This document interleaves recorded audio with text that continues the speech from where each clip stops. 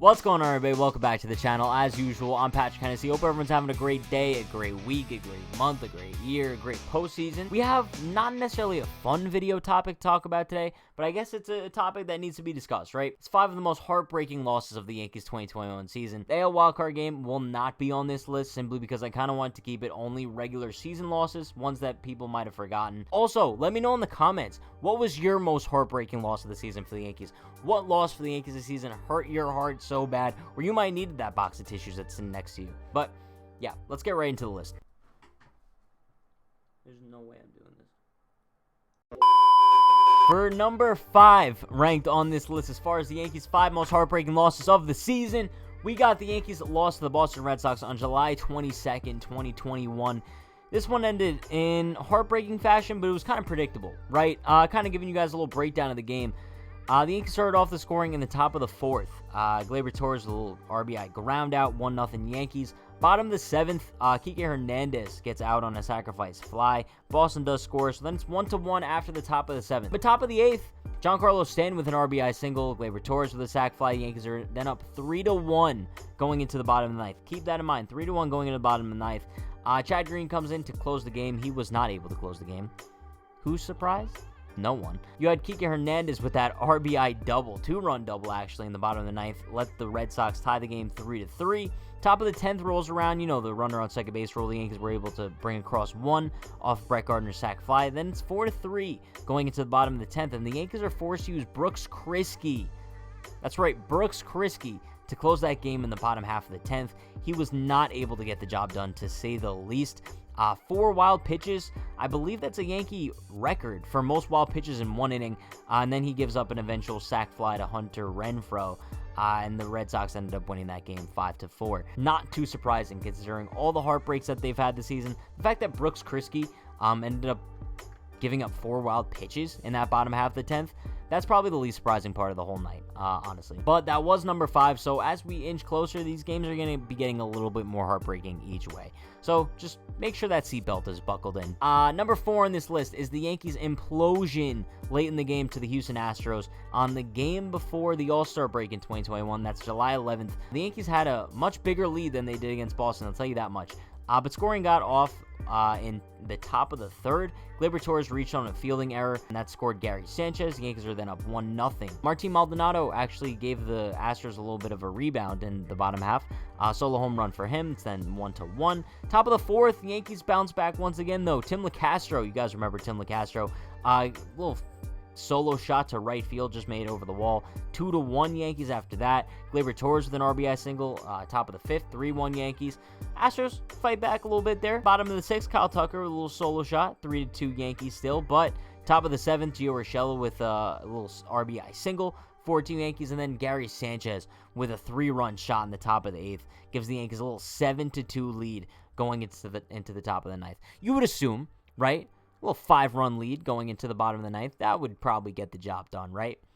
No.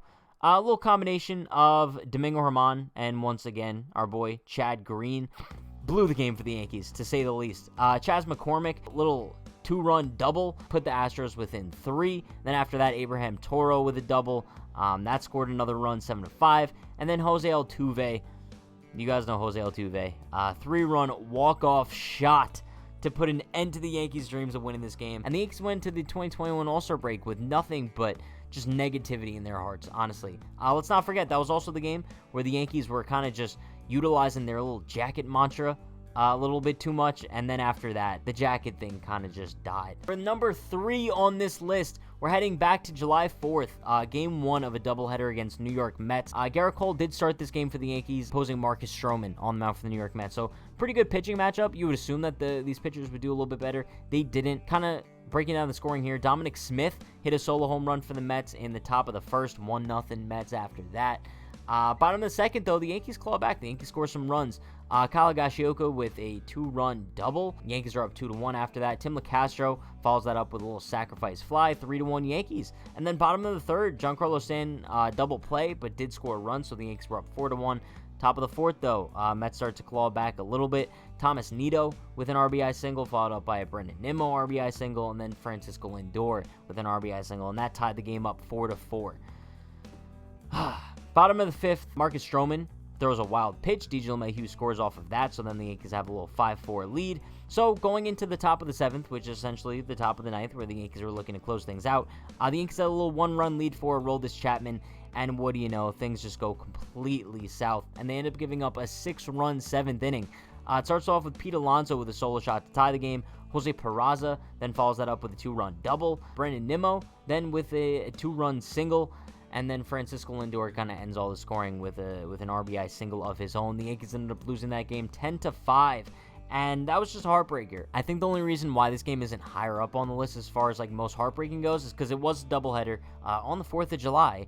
And the Yankees didn't end up winning the second game of the night half. But if the Yankees would have lost both games, this probably would have been up there a little bit further. But now we're making our way into the top 2 most heartbreaking games of the 2021 season. Chad, if you don't have like a box of tissues next to you, you might want to grab them now because this is where it starts getting a little bit sad. But we're looking at June 30th, 2021. It's actually funny, by the way. It seems like most of these games are kind of in the same radius, right? But June 30th, 2021, the Yankees were going up against the Los Angeles Angels. Shohei Ohtani was on the mound for the Angels, and Domingo Germán was on the mound for the New York Yankees. Phil Gosselin started things off in the top of the 1st with a little 2-run homer, but the Yankees absolutely dominated Shohei Ohtani in the bottom of the 1st. They were just scoring runs left and right, singles, walks, groundouts.